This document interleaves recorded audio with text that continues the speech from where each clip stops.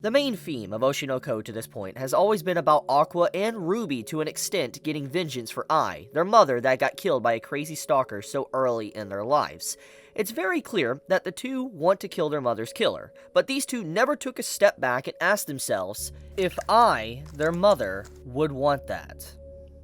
Would Ai really want her two kids to go so far into the abyss to throw their very lives away for someone that's long gone at this point? Ai isn't the smartest character in the series, but she clearly wasn't dumb as a rock. With the way she cleverly hid Aqua and Ruby from the public, despite seeing how easy actors, idols, and others can easily get exposed with something so simple as walking into someone's house like what we saw with Kana, Ai was a cautious person and knew the risk of what she was doing. So when Oshi no Ko chapter 116 gives us this very panel talking about how Ai would feel about her killer, I doubt it is as simple as, don't kill him and get vengeance for me, my child.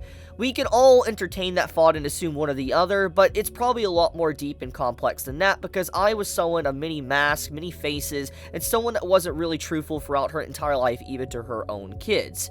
We can say, even without Ai being alive since chapter 10 of Oshi no Ko, that her entire existence can still be felt throughout the storyline, always guiding our characters in some way, like to the revival of Bikomachi, or how the director has been entrusted with important information about the true Ai for years, not revealing this information until much, much later to Aqua himself.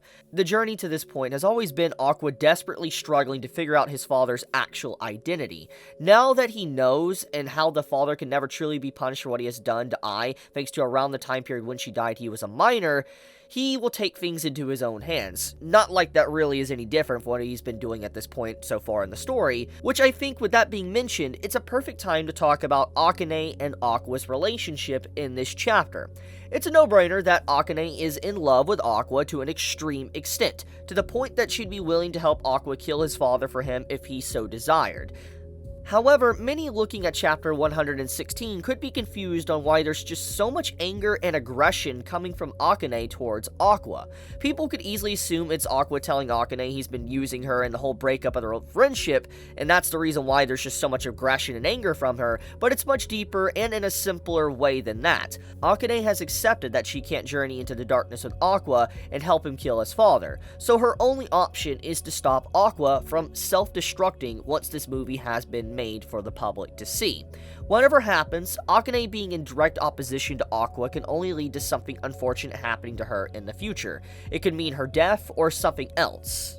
But we can't overlook that Hikaru was shown killing that actress not too long ago, a dozen chapters or so. It's clear if an actress gets high up in popularity, he might target you, which explains maybe why Ai died like she did within the story of Oshi no Ko.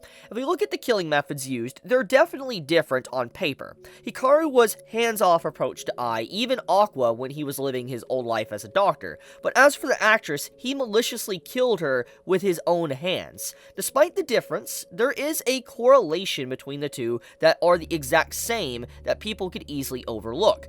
The actress was reaching the height of her career, and so was Ai. Just before Ai went to the Dome, which is basically the holy grail for idols, she was murdered by a stalker. The same could be said for the actress. She was so well known and up there in the industry, so Hikaru's modus operandi could be killing important members in the entertainment industry before their fame truly wanes. Because we know that eventually someone will reach their peak, and then their peak will be their last peak, and they will just continuously go further and further down.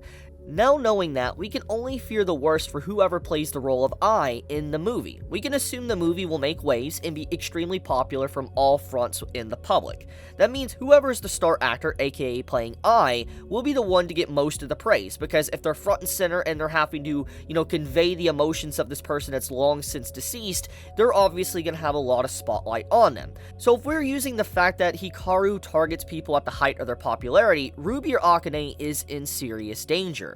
Whatever happens, Oshi no Ko chapter 116 is finally moving the plot into a direction where there's just no turning back. Too many people know the truth of Ai now, and people are craving for more information like rabid animals within the public of Oshi no Ko. The floodgates will never be closed ever again. As for the contents of the footage I revealed to the director, we can only guess as to what she said, but it's not entirely impossible that Ai was aware of her kids being fans in their previous life. I'll leave this video there for now. If you want more, let me know in the comments below. below, leave a like if you enjoyed the video, or subscribe to continuously get my content in your feed. Chibi out.